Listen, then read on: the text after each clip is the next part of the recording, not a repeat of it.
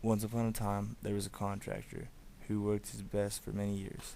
When he was ready to retire, he decided to do his minimum with the last house. He cut corners everywhere.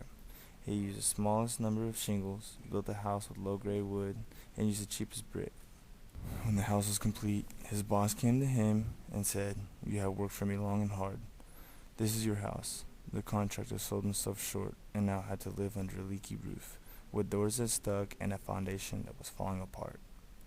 While all my friends went out on a Friday night to party, I decided to stay home. The words of the story I heard from my coach was being replayed over in my head. As I sat down at the edge of my bed and looked at the computer, I usually would be on it playing games or watching videos on YouTube. I looked at my backpack on the floor and started to pull out some books. While removing the books from my backpack, I thought to myself, I've always sold myself short. I never spent any extra time on schoolwork at home or made the grades I could have. I barely made it with C's. All throughout school, I always settled for less and never pushed myself to succeed.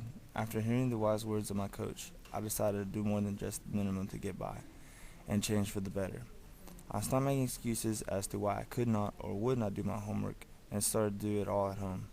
When my junior year ended, my determination did not stop. I wanted a scholarship to go to college to run track and therefore I had to quit playing football. When my senior year began, my grades improved and I was running better than ever. I eventually became eligible to receive a scholarship to run at Lawnmowers College in Jacksonville, Texas.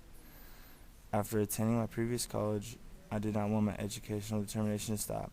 I do not feel challenged attending Lawnmowers and therefore transferred to Lone Star College. During my first semester at Lone Star, I realized I was the youngest in both of my classes. The majority of the students were in their late 30s to early 40s. Some were older. From my understanding, people of their age would typically be in the prime of their career, making a living rather than sitting in a classroom learning basics. Either school was not a priority to them at the young age, or receiving an education was not an option at the time. Whatever the case may be, I plan on furthering my education that will lead me into the field of criminal justice. Finishing school is more important to me now rather than putting it aside and finishing it later.